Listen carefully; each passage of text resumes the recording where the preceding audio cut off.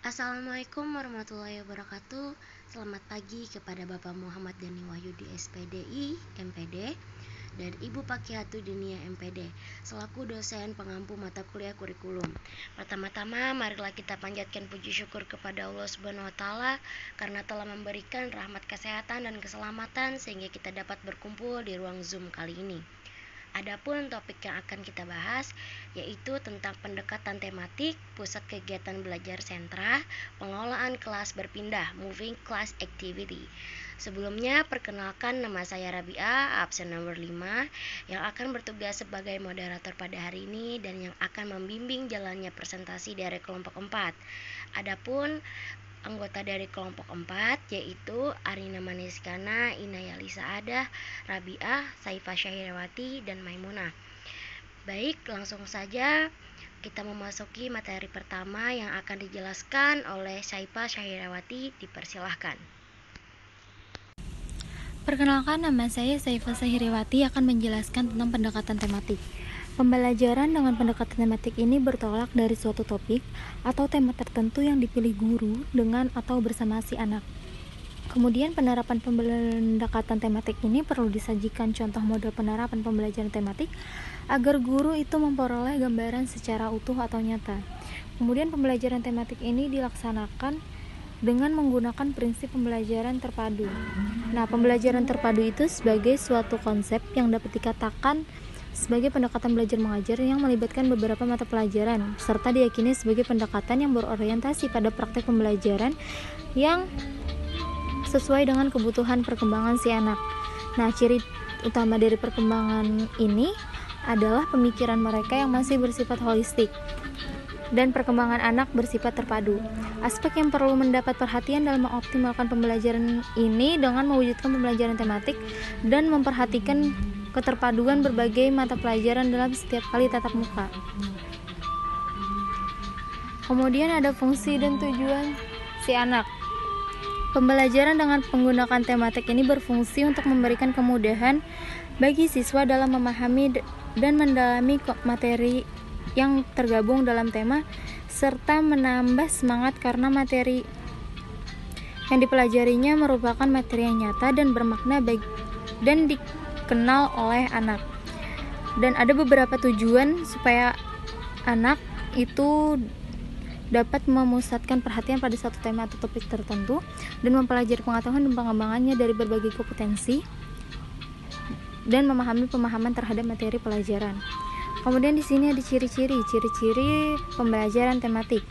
Yang pertama ada berpusat pada anak, kemudian memberikan pengalaman langsung kepada si anak, kemudian pemisahan antara bidang studi, menyajikan konsep dari berbagai bidang studi, bersifat luas dan hasil pembelajaran dapat berkembang. Itu saja yang dapat saya sampaikan. Materi selanjutnya akan dibacakan oleh Arina Maniskana. Baik, materi selanjutnya yaitu prinsip pemilihan tema. Penentuan tema atau topik yang dipilih diharapkan melibatkan siswa dalam tugas-tugas yang terkait dengan sesuatu yang menjadi bagian dalam kehidupan siswa. Pemilihan dan penentuan tema atau topik yang merupakan pemersatu mata pelajaran, dan dengan adanya tema tersebut tidak dikehendaki bahwa mata pelajaran tidak dapat dibahas. Apapun tema yang akan dimunculkan sebenarnya tidak menghalangi masuknya indikator dari kompetensi dasar dari sebuah mata pelajaran yang akan dibahas. Ada beberapa prinsip yang harus diperhatikan. Yang pertama yaitu tema tidak terlalu luas, namun dapat dengan mudah dipergunakan untuk memadukan banyaknya mata pelajaran. Yang kedua, tema bermakna, artinya bahwa tema yang dipilih untuk dikaji harus memberikan bekal bagi siswa untuk belajar selanjutnya. Yang ketiga, tema harus sesuai dengan tingkat perkembangan psikologis anak. Yang keempat, tema yang dikembangkan harus mampu mewadahi sebagian besar minat anak di sekolah maupun di kelas. Yang kelima, tema yang dipilih hendaknya mempertimbangkan peristiwa-peristiwa otentik yang terjadi di dalam rentang waktu belajar. Yang keenam, mempertimbangkan kurikulum yang berlaku dan harapan masyarakat terhadap hasil belajar siswa. Dan yang ketujuh, mempertimbangkan ketersediaan sumber belajar. Selanjutnya ada model pembelajaran dengan pendekatan tematik. Model pembelajaran dengan pendekatan tematik khususnya siswa kelas 1, 2, dan 3 melalui beberapa tahapan, diantaranya yaitu yang pertama pemilihan tema. Penentuan tema yang akan dikembangkan di kelas 1, 2, dan 3 dapat mempertimbangkan kriteria pembuatan tema seperti yang tertulis. Yang kedua, analisis standar kompetensi, kompetensi dasar, dan indikator. Kegiatan yang dilakukan analisis indikator, kompetensi dasar, dan hasil belajar yang sesuai dengan tema dapat diorganisasikan sepenuhnya oleh sekolah. Dan yang ketiga, hubungan kompetensi dasar, indikator, dengan tema. Selanjutnya, ada pusat kegiatan belajar sentra. Model pembelajaran sentra merupakan model pembelajaran yang menitik beratkan sentra bermain pada saat pembelajaran. Sentra bermain merupakan area kegiatan yang dirancang di dalam atau di luar kelas, berisi berbagai kegiatan bermain dengan bahan-bahan yang dibutuhkan dan disusun berdasarkan kemampuan anak serta sesuai dengan tema yang dikembangkan dan dirancang terlebih dahulu. Sentra memberikan kesempatan pada anak untuk bermain baik secara individual, kelompok kecil maupun kelompok besar, dan bahkan secara klasikal. Anak diperbolehkan memilih kegiatan yang menarik baginya dan akhirnya akan menjadikan anak sebagai pembelajar yang aktif dan interaktif. Selanjutnya, prinsip dasar kegiatan model pembelajaran sentra. Prinsip-prinsip pembelajaran sentra secara keseluruhan mengacu pada kebutuhan peserta didik agar lebih berkembang secara optimal. Kegiatan pembelajaran yang berpusat pada anak dibangun atas dasar bahwa setiap anak memiliki modalitas, gaya belajar, dan minat yang berbeda terhadap pengetahuan yang ingin diketahuinya. Hal ini sejalan dengan pendapat Dai dalam Sugiano tahun 2010 yang menyatakan bahwa pusat kegiatan belajar dapat mengadaptasi perbedaan dari gaya belajar, tingkat kematangan, perkembangan anak, dan perbedaan dari latar belakang yang berbeda. Baik, itu saja yang bisa saya jelaskan. Materi selanjutnya akan dijelaskan oleh Inayah Lisaadah. Kepada Inayah, dipersilahkan. Saya akan melanjutkan materi dari Arina Manesikana. Yang B, tujuan kegiatan model belajar sentra, sama halnya dengan pendapat Sugiono 2013 berbanding 217, yang mengatakan hal yang sama persis mengenai tujuan model pembelajaran sentra, yaitu yang pertama, model ini ditunjukkan untuk merangsang seluruh aspek kecerdasan jamak melalui bermain yang terarah. Yang kedua, model ini menciptakan settingan pembelajaran yang merangsang anak untuk aktif, kreatif, dan terus berpikir dengan menggali pengalamannya sendiri, bukan sekadar mengikuti perintah, meniru, atau menghafal. Yang ketiga, dilengkapi dengan standar operasional yang baku, yang berpusat pada sentra-sentra kegiatan, dan saat anak berada dalam lingkaran bersama pendidik sehingga mudah diikuti. Model pembelajaran sentra sangat memperhatikan dukungan kepuasan belajar, bermain, dan suasana emosi anak. Hal ini harus ditunjukkan mulai dari penjemputan anak ketika memasuki lingkungan sekolah. Guru harus memposisikan dirinya sebagai wakil orang tua. Anak diberi pilihan beragam sentra sebagai tempat belajar dan beragam dukungan untuk mempermudah capaian perkembangan. Selanjutnya, ciri-ciri kegiatan model pembelajaran sentra. Model pembelajaran sentra sangat mengutamakan perasaan puas anak ketika belajar, bermain, bereksplorasi, dan menyalurkan minatnya. Menurut Sugiono 2013 berbanding 17, ciri-ciri dari model pembelajaran sentra antara lain yaitu 1. Pembelajarannya berpusat pada anak. 2. Menempatkan settingan lingkungan main sebagai pijakan awal yang penting. Yang ketiga, memberikan dukungan penuh kepada setiap anak untuk aktif, kreatif, dan berani mengambil keputusan sendiri. Yang keempat, peran pendidik sebagai fasilitator, motivator, dan evaluator. Yang kelima, kegiatan anak berpusat di sentra-sentra main yang berfungsi sebagai pusat minat.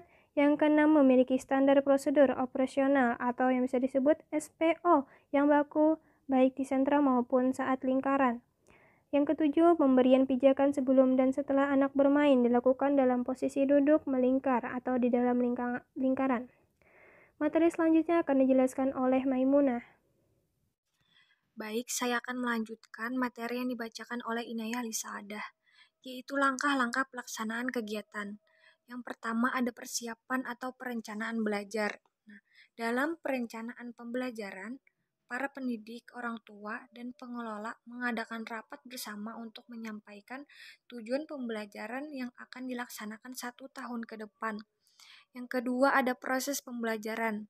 Nah, proses pembelajaran ini terdiri dari beberapa aspek, yaitu penataan lingkungan main, penyambutan anak, main pembukaan, transisi kegiatan inti dari masing-masing kelompok, makan bekal bersama, dan ditutup dengan kegiatan penutup. Yang ketiga ada main pembukaan. Nah, evaluasi pembelajaran ialah proses pengumpulan data dan dokumentasi belajar dan perkembangan anak.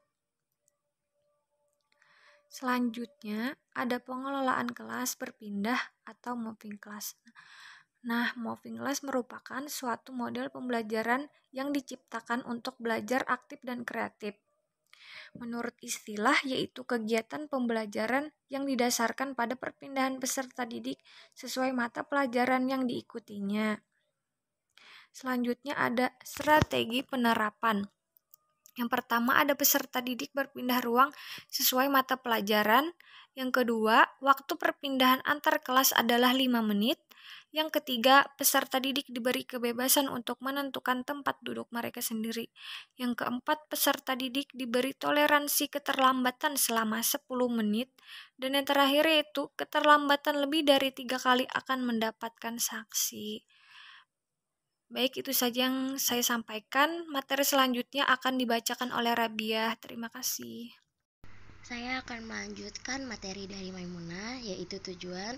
Pertama ada meningkatkan kualitas proses pembelajaran. Kedua ada meningkatkan efektivitas dan efisiensi waktu pembelajaran. Ketiga ada meningkatkan disiplin siswa dan guru. Keempat ada meningkatkan keterampilan guru. Kelima ada meningkatkan keberanian siswa. Dan keenam meningkatkan motivasi dan hasil belajar siswa.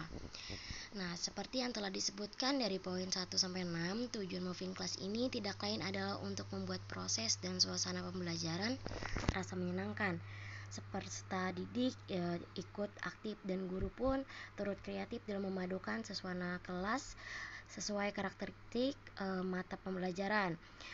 Dan hal ini juga seperti anak didik tidak jenuh dan bosan ketika mengikuti suasana pembelajaran, karena siswa akan mengekspor dan menemukan suasana kelas dengan karakteristik berbeda-beda. Oke, next yaitu ada kelebihan. Yang pertama ada mendapatkan pendidikan umum yang antisipatif, dan kedua merasakan nuansa yang berbeda saat proses pembelajaran. Ketiga ada membuat peserta didik aktif dalam mengikuti kegiatan. Keempat ada mendapatkan pendidikan layak dan profesional. Kelima ada lebih cepat mengenal temanya. Dan keenam ada melatih bakat, minat, dan kecerdasan. Nah, kelebihan dalam pelaksanaan moving class ini terletak pada peserta didik, yang dimana siswa dituntut untuk bergerak dan mandiri. Tidak hanya kognitif, efektif, siswa yang ikut aktif dan fisikomotorik juga ikut berperan aktif dalam pelaksanaan moving class ini. Oke, next. Nah, di sini ada kekurangan. Pertama ada membutuhkan sarana dan prasarana yang lebih lengkap. Kedua ada terbatasnya alokasi waktu. Yang ketiga ada peserta didik mudah lelah. Yang keempat ada kemungkinan tidak mengikuti pelajaran di kelas lebih besar.